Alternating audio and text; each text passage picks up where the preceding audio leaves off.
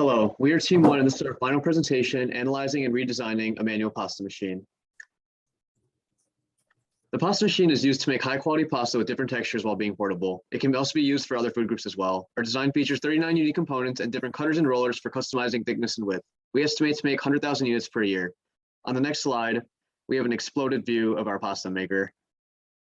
Following the slide, our primary customer group is the restaurant owners where there are over 75,000 Italian restaurants in the United States. They yield over $54 billion. Our secondary customer group is households or hobbyists that wish to make fresh pasta, as they're growing in number due to COVID. Next, we have our fast diagram where we show the manual pasta maker's machine objective. The objective is to make pasta, and it does this by altering pasta texture and then collecting it in the bottom cover. As our fast diagram shows, we also have several other features to enhance customers' experiences. Next, our function component mapping matrix highlights which part sub-assemblies cover each terminal subfunction from the fast diagram on the prior slide. Our prevent clogging terminal subfunction is covered by the most parts, and our bottom part covers the most terminal subfunctions. Here are two proposed sequences of pasta maker. There are two major sub-assembly in the pasta maker, which are roller and cutter attachments. In the first sequence, the attachments are separately built, whereas the individual parts are built one by one in the second sequence. The first sequence has much more flexibility in terms of manufacturability because Z-axis assembly is possible, whereas there may be a lot of restrictions in the second sequence. Next. Fewer parts are needed per station in sequence 1. Ease of assembly and testing is much more flexible for the first sequence, as well as we have concluded that sequence 1 has better manufacturability. Next.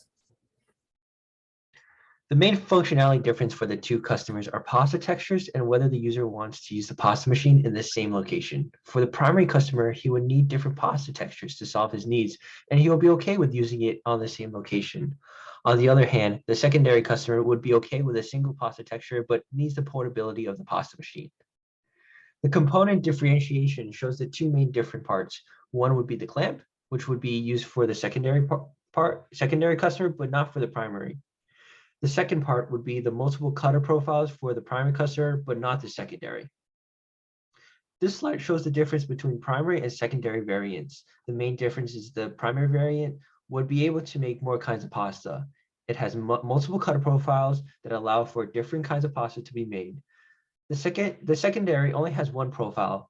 We're also considering the secondary customer to modularly switch between different detachable profiles, which will also require different covers for the cutters. The secondary variant also needs a clamp for the device to be fixed on the go. The primary customer can be expected to have the device fixed in place while using it. This is the assembly diagram for the first assembly sequence discussed, but blue shows the components for the primary variant and the red stands for the secondary. The two main difference in the design is being the lack of a clamp for the primary variant and the separate cutter designs and cover designs for the secondary variant. In order to improve the assembly diagram, we turn to maximize the delay differentiation by waiting until the very end until incorporating parts with different variants.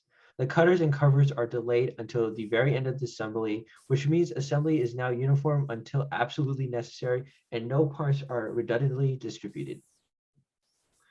A comparison is needed between the cost estimation of our product to the wholesale price of the product. The cost estimation includes all 39 unique components that went into the original design. In order to create our bill of materials, we made several assumptions here. We assume 1,000 units would be produced annually. Tools have a useful life equal to the number of production units. Labor cost is around $50 per hour. Tooling cost for machining is a non-productive cost. And some of the items such as nuts, bolts, and gears are bought off the shelf at retail price. This is a more cost-effective method, and we use those prices in our material cost column. The final price of the original pasta maker, according to the bill of material, is $91.07. On the market, a similar pasta maker goes for around $130. This is approximately 7% of the total retail price.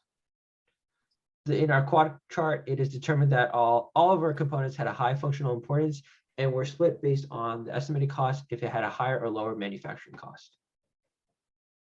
After performing design for manual assembly, we have found some key improvement ideas. Manual assembly was not easy because parts are generally not easy to align each other, and some parts required holding down for assembly. 3 modifications were made. Blocks and pins were added to the leg cover and the leg holder to facilitate aligning with the plate and to prevent from falling down while trying to screw them together. Plate had to be chamfered and make holes to fit modified parts. This modification is also applied to the other side of the assembly. Next page. This table is the highlight of before and after modification parts only. After the modification, operators do not need to spend extra time to line plate, leg, and cover together, but simply place them to secure. The modification has led to roughly 26 seconds of savings per part.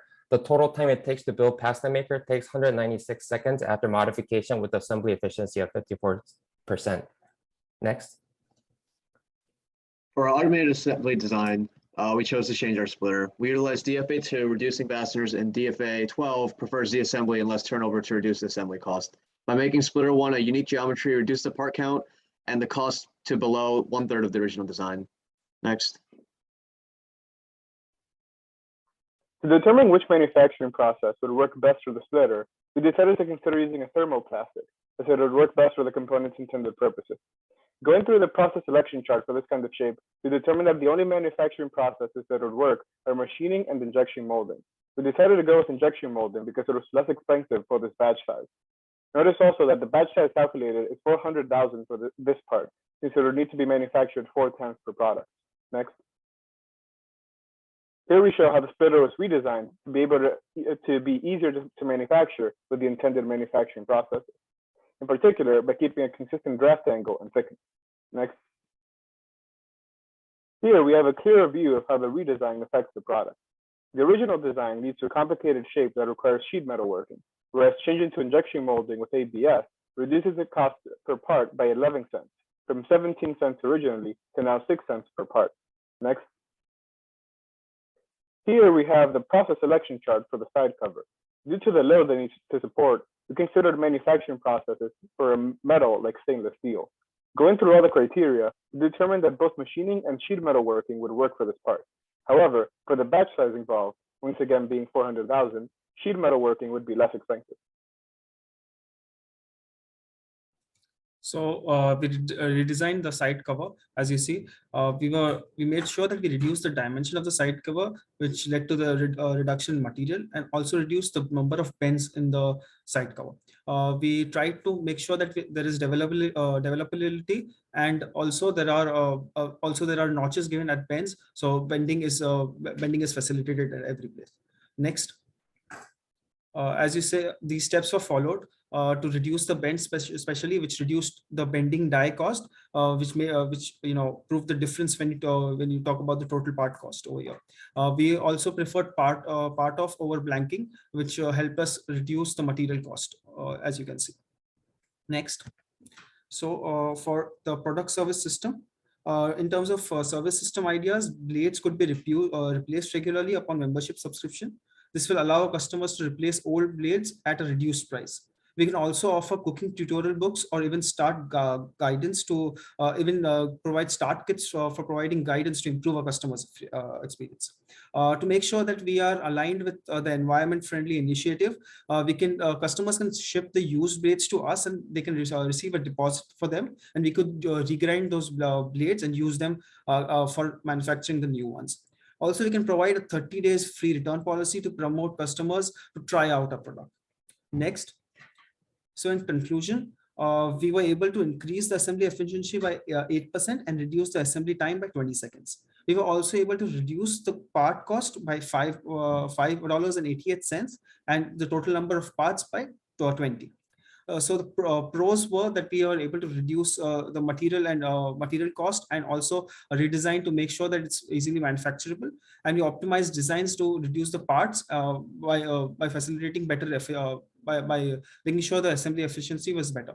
The cons would be this is still a very intricate design with a lot of parts involved, and we in the process of making sure it's manufacturable, we will slightly reduce the aesthetic of the machine.